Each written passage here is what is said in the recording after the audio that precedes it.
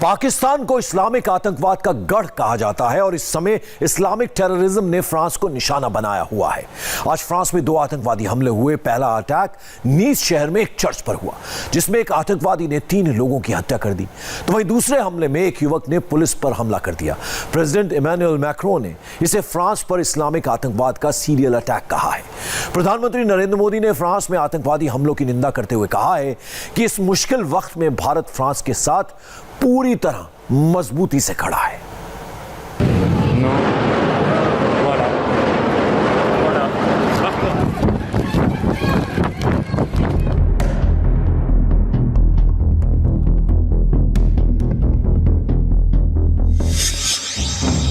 उसने अल्लाह अकबर का नारा लगाया और चर्च में एक बुजुर्ग महिला समेत 2 लोगों का गला काट दिया और तीसरी महिला पर चाकू से हमला कर दिया। पुलिस ने उसे गोली मारी और गिरफ्तार कर लिया। ये एक चश्मदीद का बयान है। ये इस्लामिक आतंकवाद के खिलाफ सबसे बड़ी गवाही है।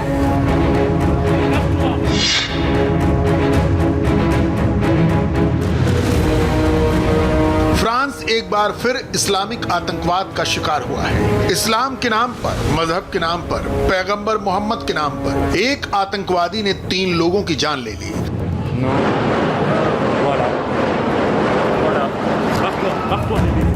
एक बुजुर्ग महिला और एक आदमी का गला काट डाला। एक और महिला को चाकू से गोद डाला।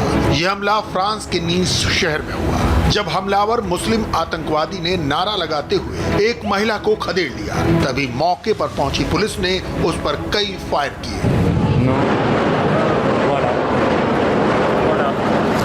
गोलियों की आवाज सुनकर पूरे इलाके में दहशत फैल गई। लोग छुपने के लिए यहां वहां भागने लगे।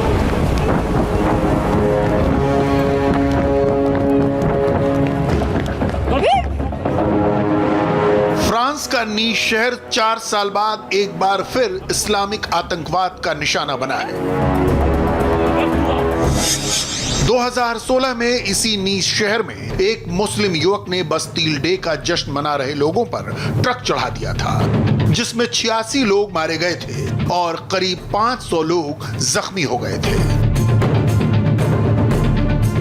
और अब एक बार फिर से नीस को इस्लामिक कट्टरपंथियों ने खून से रंग दिया। अल्लाह के नाम पर 3 लोगों की जान ले ली। नीस शहर के मेयर क्रिश्चियन एस्ट्रोसी ने इस हमले को इस्लामिक फासीवाद का अटैक बताया।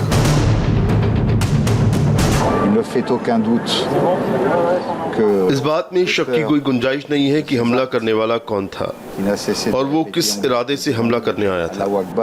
हमलावर लगातार अल्लाह अकबर के नारे लगा रहा था, यहाँ तक कि गोली लगने के बाद जब उसका इलाज हो रहा था तब भी वो यही नारा लगा रहा था। और उसने जिन 3 लोगों को शिकार बनाया उसमें से एक चर्च का कर्मचारी था। जाहिर है ये भावनाएं भड़काने की कोशिश थी। C'est dire tout le sens que tout cela peut prendre. अभी नीस शहर पर आतंकवादी हमले से फ्रांस संभला भी नहीं था कि एक और शहर में इस्लामिक आतंकवादी हमले की खबर आई।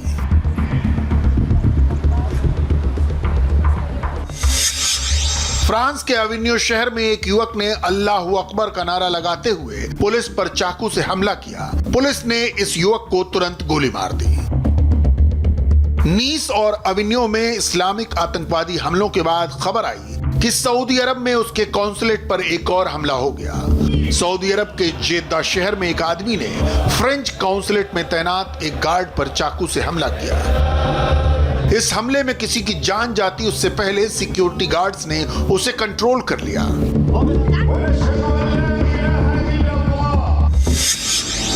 यानी फ्रांस इस्लामिक आतंकवाद के सीरियल अटैक का शिकार हुआ है। नीस में एक मुसलमान ने 3 लोगों की हत्या कर दी।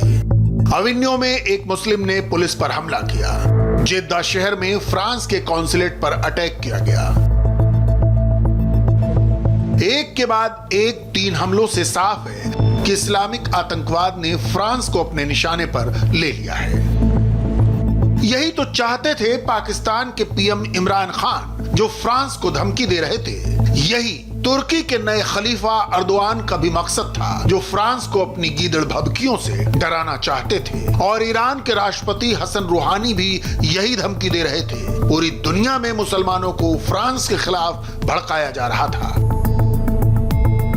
सुन्नी मुसलमानों के नए खलीफा बनने को बेताब अर्दोआन फ्रांस के राष्ट्रपति को अपनी संसद में पागल कह रहे थे, उन्हें हत्यारा बता रहे थे, इस्लाम विरोधी करार दे रहे थे। फ्रांस और यूरोप के दूसरे देश मैक्रों और उनके जैसे नेताओं की गंदी और नफरत भरी राजनीति डिजर्व नहीं करते। फ्रांस की जनता मैक्रों से बेहतर नेता की हकदार है। वहीं मलेशिया के पूर्व प्रधानमंत्री महाथिर मोहम्मद तो अर्दोआन से भी 2 कदम आगे निकल गए। उन्होंने फ्रांस के खिलाफ एक के बाद एक 13 ट्वीट किए और ये तक लिख दिया, मुसलमानों का ये हक है कि वो नाराज हों और फ्रांस के लाखों लोगों का कत्ल कर दें, क्योंकि फ्रांस ने भी तो पहले नरसंहार किए हैं। हालांकि बाद में ट्विटर ने महाथिर मोहम्मद के ट्वीट को अपने प्लेटफॉर्म से हटा दिया। अफ्रीका के अल्जीरिया, लीबिया, मोरक्को, माली और सूडान में विरोध प्रदर्शन हो रहे थे।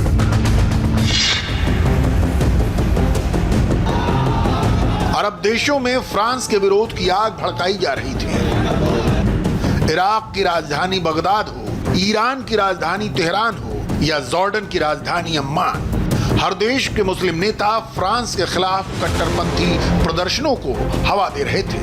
फ्रांस में बने प्रोडक्ट के बायकॉट की मुहिम चलाई जा रही थी।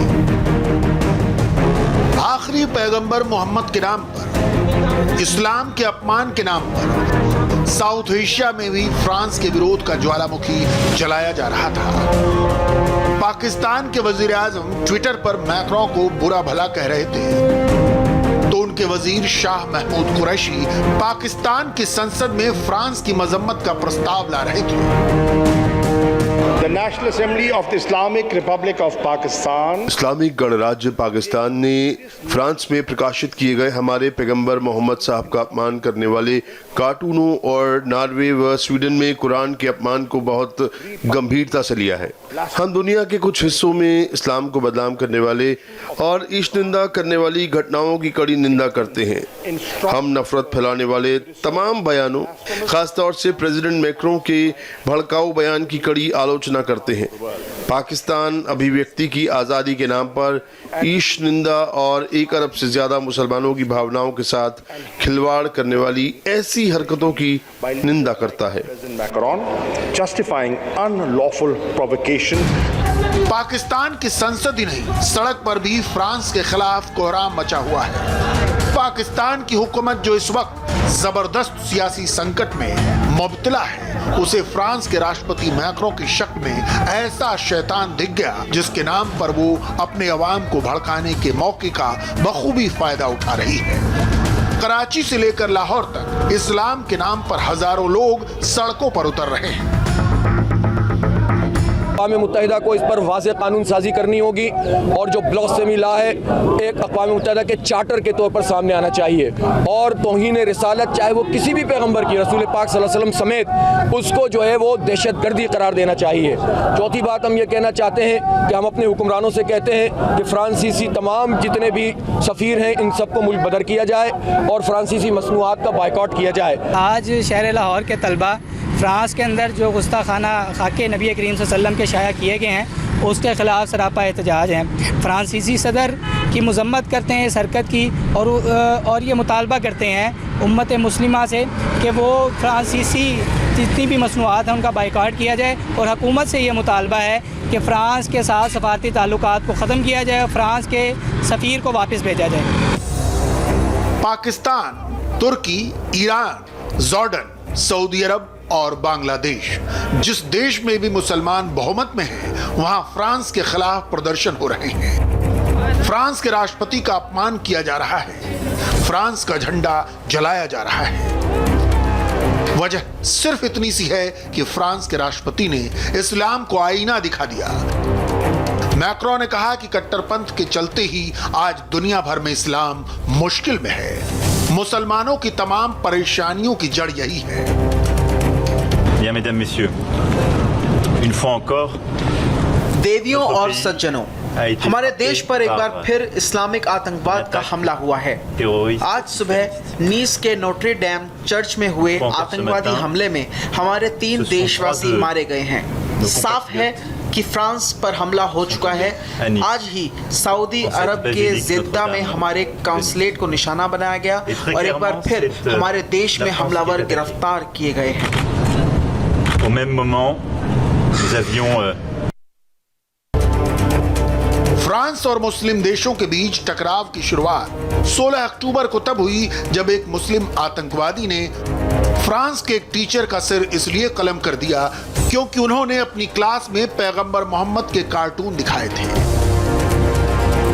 किसी भी मुस्लिम देश ने टीचर का सिर काटने की घटना की निंदा नहीं की, लेकिन जब फ्रांस के राष्ट्रपति ने यह कहा कि यह इस्लामिक आतंकवाद का हमला है और फ्रांस इसके आगे नहीं झुकेगा, तो दुनिया भर के मुस्लिम लीडर एकजुट होकर फ्रांस के खिलाफ आवाज बुलंद करने लगे।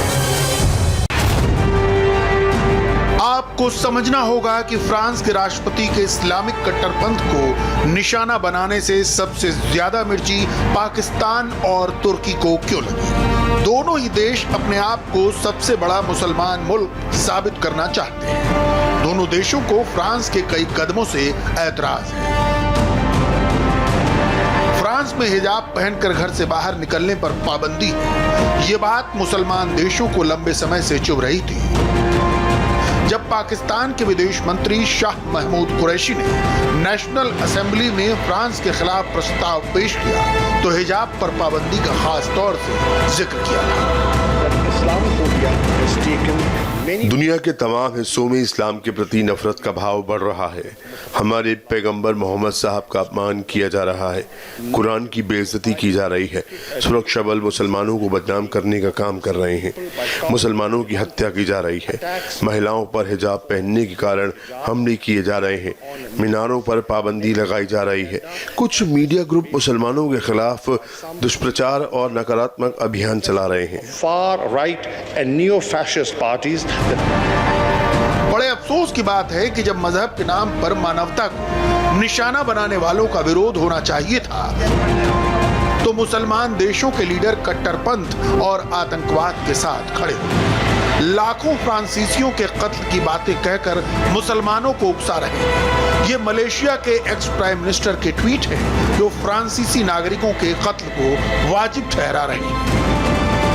मगर फ्रांस ने ऐसी किसी भी धमकी के आगे झुकने से साफ इनकार कर दिया है। नीस में आतंकवादी हमले के बाद फ्रांस की संसद ने कुछ देर मौन रहकर इस आतंकवादी हमले की निंदा की। फ्रांस के पीएम ने कहा कि इस मुश्किल वक्त में पूरा देश एकजुट है। प्रधानमंत्री नरेंद्र मोदी ने नीस में आतंकवादी हमले की निंदा की है। उन्होंने ट्वीट किया, मैं फ्रांस के नीस शहर में चर्च के भीतर हुए आतंकवादी हमले और अन्य हालिया आतंकवादी हमलों की कड़ी निंदा करता हूं। हम इस मुश्किल वक्त में हमले के पीड़ितों के परिजनों और पूरे फ्रांस की जनता के साथ मजबूती से खड़े हैं। आतंकवाद के खिलाफ फ्रांस की इस लड़ाई में भारत मजबूती से उसके साथ खड़ा है।